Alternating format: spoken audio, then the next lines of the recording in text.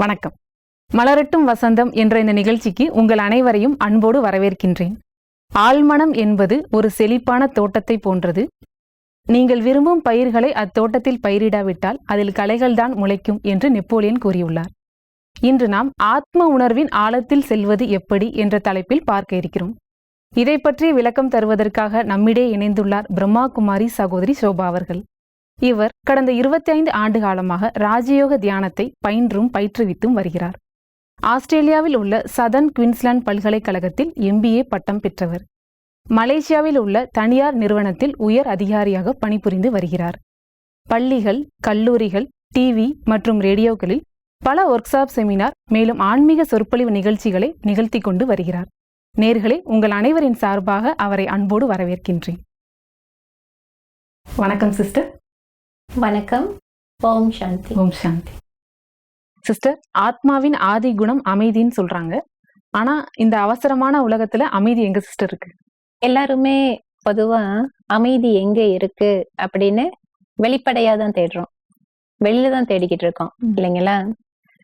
வருஷம் முழுவதும் வேலை செய்யறோம், ஒரு வாரம் விடுமுறை எடுத்துட்டு எங்க போறோம்? சுற்றுலா போறோம் இல்லைங்களா? ஒரு மலை பிரதேசத்துக்கு போறோம், இல்ல ஒரு கடற்கரைக்கு போறோம்.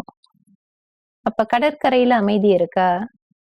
மலை பிரதேசத்துல அமைதி இருக்கா? அங்கிருந்து வந்த பிறகு என்ன ஆகுது? அங்க போய் செஞ்சுட்டு வந்த செலவுல இருந்த அமைதியும் போயிடுது. செலவு பண்ணிட்டோமே, இதெல்லாம் ஈடு செய்யணுமே, இன்னும் சம்பாதிக்கணுமே அப்படின்னு இந்த மன அழுத்தம் அல்லது மன உளைச்சல் இதுதான் அதிகமாகுது. அது அமைதி எங்க இருக்கு அப்படின்னு கேட்டாக்கா, ஒரு கதை சொல்லலாம். இந்திர சபையில ஒரு நாள் ஒரு மீட்டிங் நடந்ததாம்.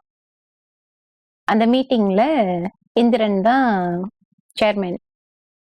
அப்ப அவரு மற்ற தேவர்கள் கிட்ட சொன்னாரு. என்ன சொன்னாருன்னா, இப்போ இந்த உலகம் தேவலோகமா இருக்கு, அதனால இங்க அமைதி இருக்கு, சந்தோஷம் எல்லாம் இருக்கு. ஆனா இந்த காலகட்டம் நீடிக்காது.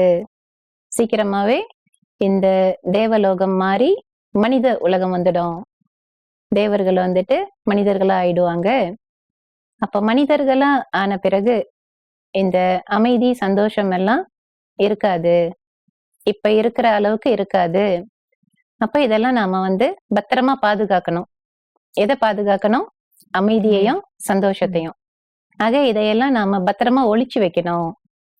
எங்க ஒளிச்சு வைக்கிறது, அதை முடிவு பண்றதுக்கு தான் இன்றைய கூட்டம் அப்படின்னு சொன்னாரு. அப்ப ஒரு தேவர் சொன்னாரு, நாம கடலுக்கு அடியில போய் ஆழமா ஒளிச்சு வச்சிடுவோம் அப்படின்னு சொன்னாரு. அதுக்கு இன்னொரு தேவர் சொன்னாரு, மனிதர்கள் ரொம்ப புத்திசாலியா இருப்பாங்க, ஒரு நீர்மூழ்கி கப்பல் கண்டுபிடிச்சு கடலுக்கு ஆழமா போய் அந்த அமைதியை தேடி அதை தொலைச்சிடுவாங்க, அந்த இடம் வேணாம் அப்படின்னு சொன்னாரு. இன்னொரு தேவர் சொன்னாரு, பரவாயில்ல, நம்ம ஆகாயத்துக்கு மேல உயரமான ஒரு இடத்துல போய் ஒளிச்சு வச்சிடுவோம் அப்படின்னு சொன்னாரு. இல்ல, மனிதர்கள் ரொம்ப புத்திசாலிங்களா இருப்பாங்க, ஒரு ஆகாய விமானம் கண்டுபிடிச்சு உயரமா போய் அங்க இருக்கிற அமைதியை எடுத்து தொலைச்சிட்டு தான் மறுவேளை பார்ப்பாங்க, அதனால அந்த இடமும் சரியாகாது அப்படின்னு சொன்னாங்க. கடைசியா முடிவு பண்ணாங்க, அமைதிய மனிதர்களுக்கு உள்ளேயே ஒளிச்சு வச்சிடுவோம் அப்படின்னு. அப்போ இன்னொரு தேவர் கேட்டாரு, மனிதர்களுக்கு உள்ளேயே அமைதிய ஒளிச்சு வச்சிட்டா அவங்களுக்கு அது தெரியாதே, அதனால அப்படி நாம செய்யறது துரோகம் ஆயிடாதா? மனிதர்களுக்கு நாம செய்யற துரோகம் ஆயிடாதா அப்படின்னு கேட்டாரு. அதற்கு இந்திரன் சொன்னாரு, எந்த ஒரு பொருளையும் நாம அதோட பலனை உணர்ந்து அது வேணும் அப்படின்னு உண்மையா தேடும்போது நாம உள்ள போய் தேடுவோம். மனிதர்கள் எப்போ வெளிப்படையாவே தான் தேடுவாங்க, வெளியில தான் தேடுவாங்க. எப்போ அவங்க வெளியில தேடி தேடி களைச்சு போய் அவங்களுக்கு உள்ள போய் தேட ஆரம்பிக்கிறாங்களோ அப்ப அவங்க அதை கண்டுபிடிச்சுக்கிட்டோம். அந்த மாதிரி ஒரு முயற்சி பண்ணி உள்ளுக்கு போய் தேடி கண்டுபிடித்த ஒரு பொருளை அவங்க தொலைச்சிட மாட்டாங்க. அதோட அருமைய உணர்ந்து அதை ரொம்ப பத்திரமா பாதுகாப்பாங்க. அதனால மனிதர்களின் உள்ளேயே அதை ஒளிச்சு வைக்கிறது தான் சிறந்தது அப்படின்னு தீர்ப்பு சொன்னாரு. அதே மாதிரி நீங்க சொன்னீங்க இல்லைங்களா, அமைதி எங்க இருக்கு அப்படின்னு. ஆக எல்லாருமே அமைதியை வெளியில தான் தேடுறோம். அங்க கிடைக்குமா, இங்க கிடைக்குமா அப்படின்னு தேடிக்கிட்டு இருக்கோம். ஆனா உண்மை என்னன்னு சொன்னா, அமைதி நமக்கு உள்ளதான் இருக்கு. அமைதி ஆத்மாவுடைய ஆதி குணம் இல்லைங்களா? ஆக என்றைக்கு நாம இத உணர்ந்து நமக்குள்ள போய் தேடி பார்க்கிறோமோ, அன்றைக்குதான் அந்த அமைதிய நம்மால உண்மையா அனுபவம் பண்ண முடியும். ஒரு வயசான அம்மா இருந்தாங்க. அந்த அம்மா என்ன பண்ணாங்கன்னா, ஒரு தங்க நாணயத்தை தொலைச்சிட்டாங்க. தங்க நாணயத்தை தொலைச்சிட்டு அதை தேடிக்கிட்டு இருந்தாங்க. அந்த வழியா 2 மனிதர்கள் நடந்து வந்தாங்க. அவங்க எங்க போறாங்கன்னு சொன்னா, ஒரு முனிவரை தேடி போய்கிட்டு இருக்காங்க. ஏன்னா அவங்க 2 பேருக்குமே பிரச்சனை. வாழ்க்கையில பல பிரச்சனைகள், நிம்மதி இல்லை. சோ எங்கே நிம்மதி அப்படின்னு தேடிக்கிட்டு ஒரு முனிவரை தேடி போய்கிட்டு இருக்காங்க.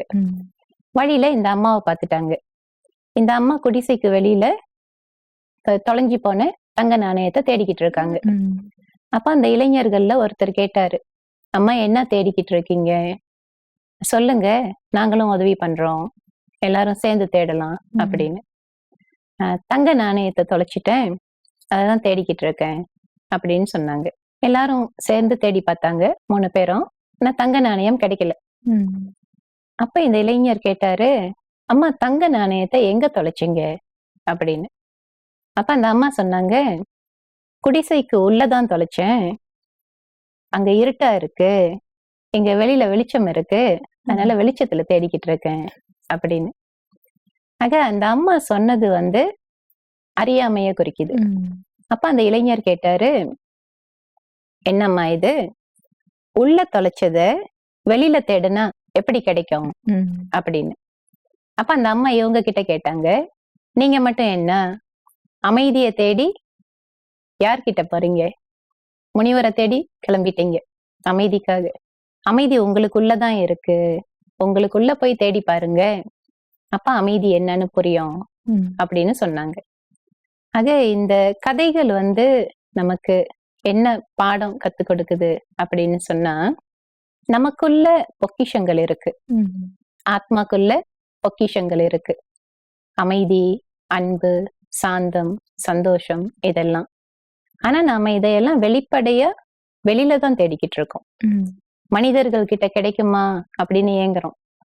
பொருட்கள் மூலமா கிடைக்குமா, இல்ல சூழ்நிலை மூலமா கிடைக்குமா, இப்படியெல்லாம் வெளியில தேடிக்கிட்டு இருக்கோம்.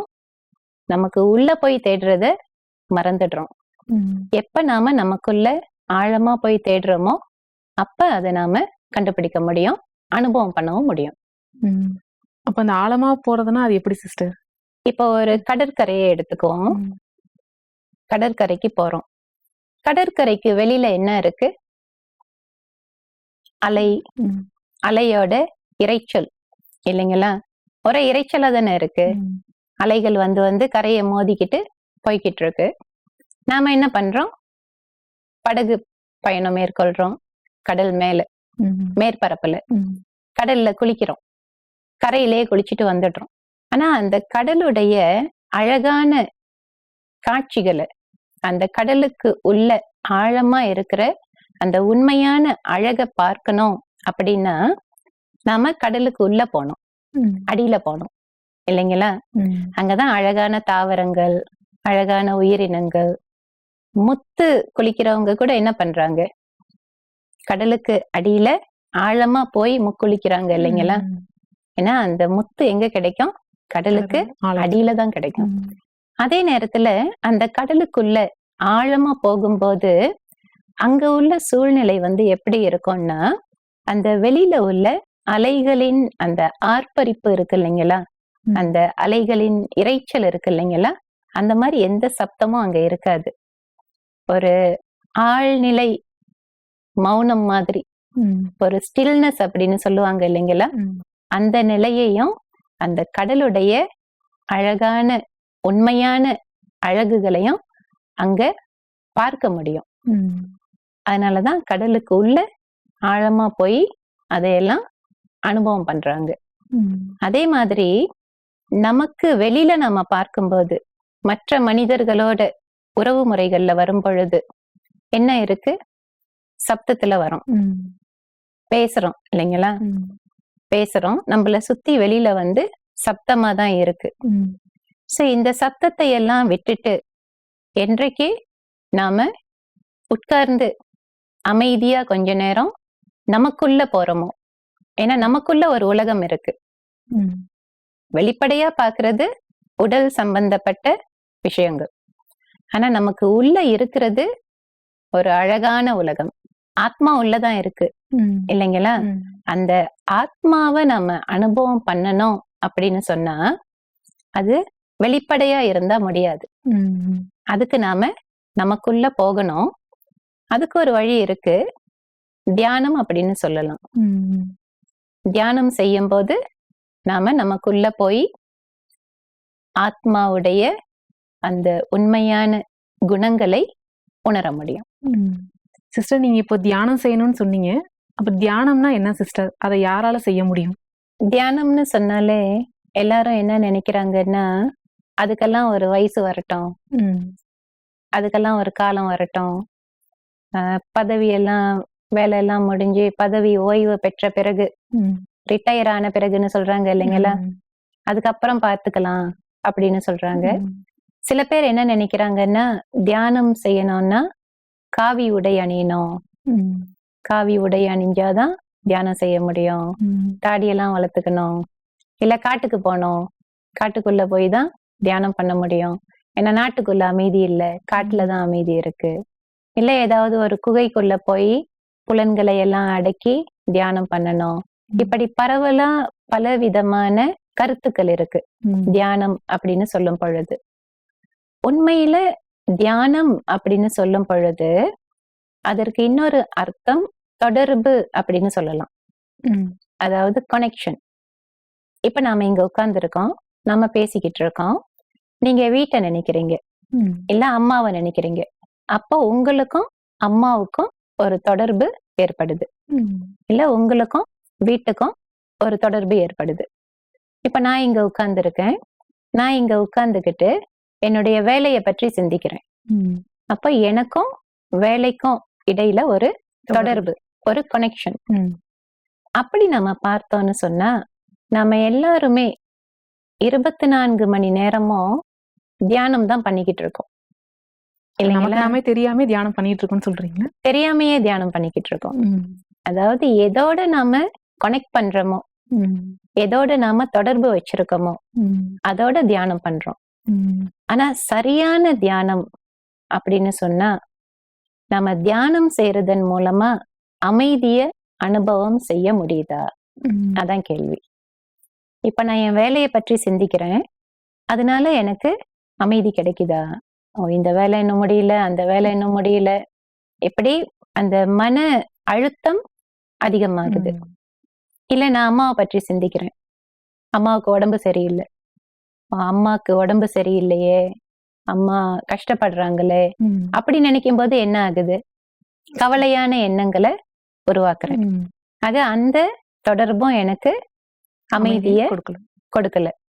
இல்ல ஒரு பொருளை பற்றி சிந்திக்கிறேன், பக்கத்து வீட்டுக்காரு பெரிய கார் வாங்கிட்டாரே, நான் இன்னும் சின்ன கார் தானே ஓட்டிக்கிட்டு இருக்கேன், என்னைக்கு நான் அவரை மாதிரி பெரிய கார் வாங்குறது? அப்ப அந்த காரோட நான் தியானம் பண்றேன். ஏன்னா நான் என்ன நினைக்கிறேன்னா, அவர் மாதிரி ஒரு பெரிய கார் வாங்கிட்டா நான் சந்தோஷமா இருக்க முடியும், அப்படி சிந்திக்கிறேன். அப்படி சிந்திக்கும் போது எனக்குள்ள என்ன வருதுன்னா பொறாமை வருது. அவருக்கு இருக்கே எனக்கு இல்லையே அப்படி நினைக்கிறேன்.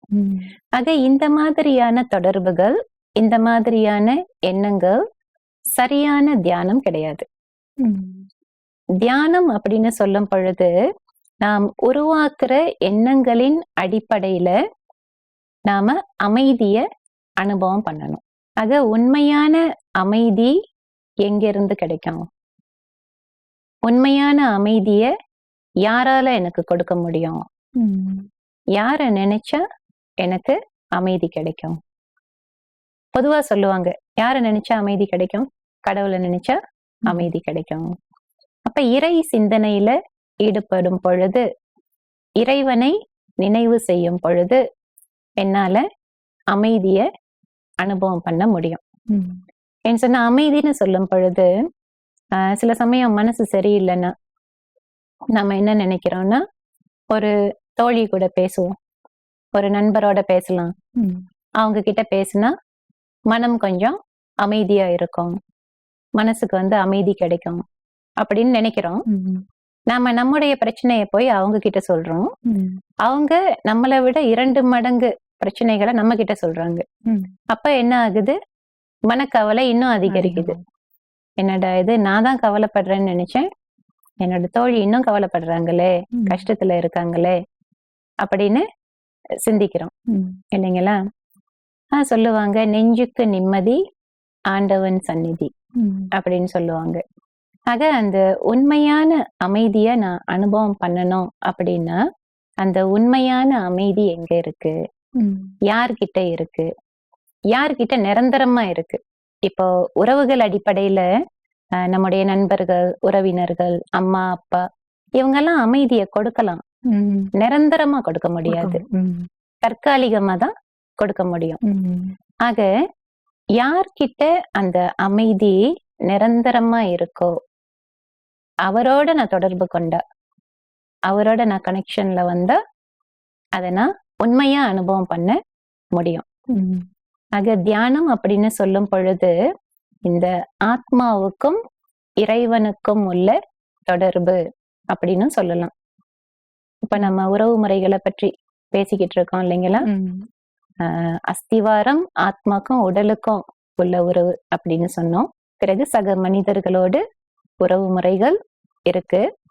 இதையெல்லாம் விட மிக மேன்மையான ஒரு உறவு, மிக உன்னதமான ஒரு உறவு, அது எந்த உறவு அப்படின்னு சொன்னா ஆத்மாவுக்கும் பரமாத்மாவுக்கும், மனிதனுக்கும் இறைவனுக்கும் உள்ள ஒரு உறவு அல்லது தொடர்பு.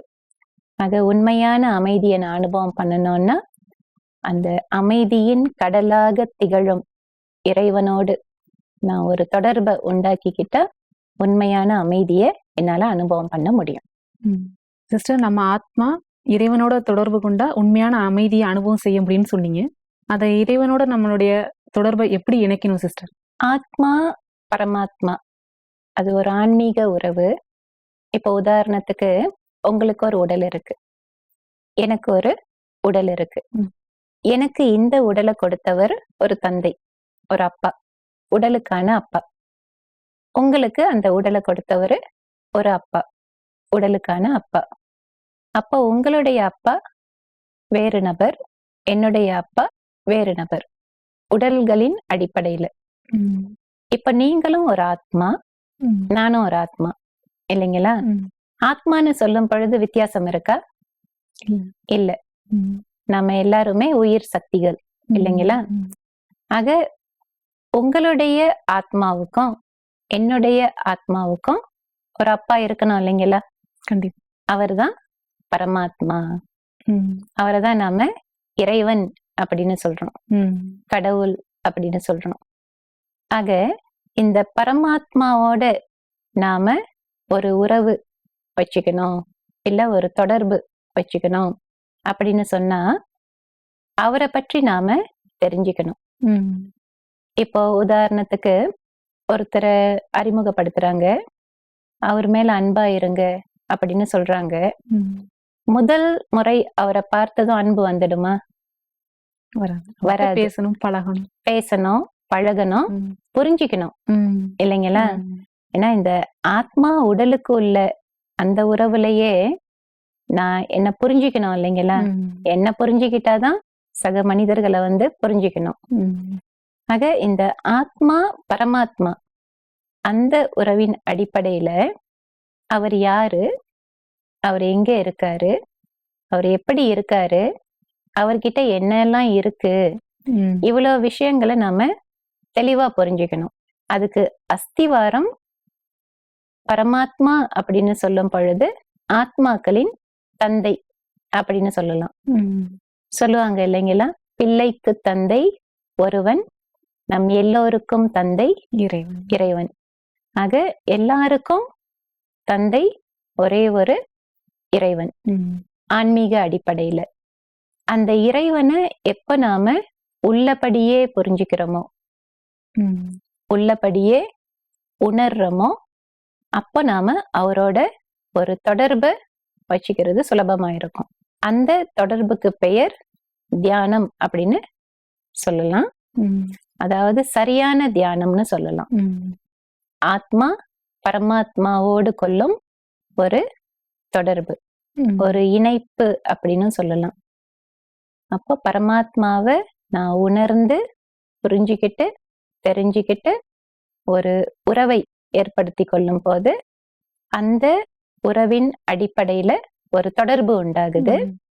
அந்த தொடர்புக்கு பெயர் தியானம் அப்படின்னு சொல்லலாம். அந்த தியானத்தை எப்படி சரியா செய்யறது, அதை நாம புரிஞ்சுக்கணும், தெரிஞ்சுக்கணும். சிஸ்டர், ஆத்மாவிற்கும் பரமாத்மாவிற்கும் இடையே உள்ள அந்த உன்னதமான உறவை பற்றி மிக அழகா சொன்னீங்க. இதை பற்றி ஒரு தியான அனுபவம் தர முடியுமா சிஸ்டர்? ஓம் சாந்தி. நான் அமைதியாக அமர்ந்து என்னை பற்றி சிந்திக்கிறேன். நான் யார்?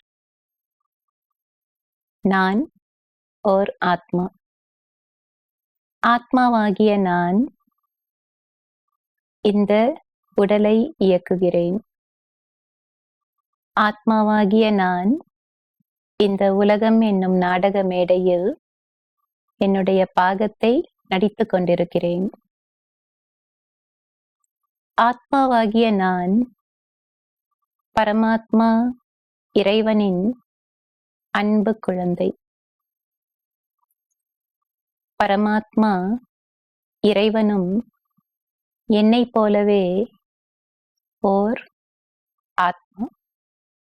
நான் எனக்குள்ளே ஆழமாக செல்கிறேன். என்னுடைய ஆதி நிலைக்கு செல்கிறேன். நான் ஓர் அமைதியான ஆத்மா. அமைதி என்னுடைய சுய தர்மம். அமைதி என்னுடைய ஆதி குணம். இவ்வளவு காலமாக நான் இந்த அமைதியை தேடிக்கொண்டிருந்தேன். உண்மையான அமைதி, நிரந்தரமான அமைதி இறைவனிடம் உள்ளது. பரமாத்மா இறைவன் அமைதியின் கடலாக இருக்கிறார். இறைவனை நினைக்கும் பொழுது என்னால் அமைதியை அனுபவம் செய்ய முடிகிறது. நான் ஓர் அமைதியான ஆத்மா. பரமாத்மா இறைவனின் அன்பு குழந்தை. ஓம் சாந்தி. சிஸ்டர், ஒரு அழகான தியான அனுபவம் கொடுத்தீங்க. உண்மையான அமைதி வெளியில கிடையாது, நமக்குள்ளதான் இருக்கு. அதை நிரந்தரமா கொண்டு வரணும்னா இறைவனோடு தியானம் செய்ய வேண்டும் என்பதை பற்றி மிக அழகாக எடுத்து சொன்னீங்க. இந்த நிகழ்ச்சிக்கு கலந்து கொண்டதற்கு மிக்க நன்றி. வணக்கம். நன்றி, வணக்கம்.